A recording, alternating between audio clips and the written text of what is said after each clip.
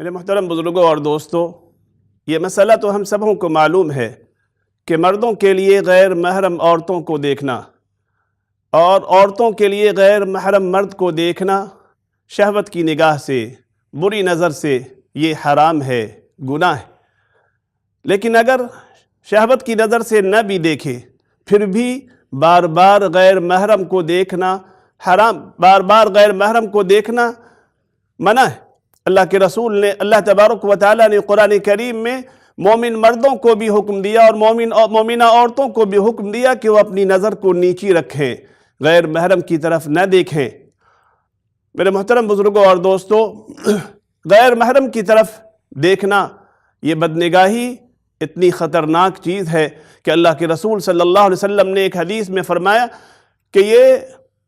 غیر محرم کی طرف دیکھنا شیطان کے تیروں میں سے ایک زہر آلود تیر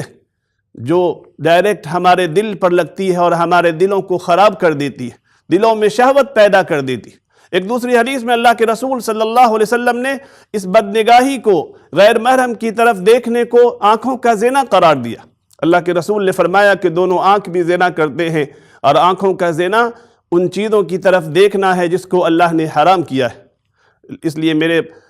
بھائیوں اور بہنوں، دوسروں کی طرف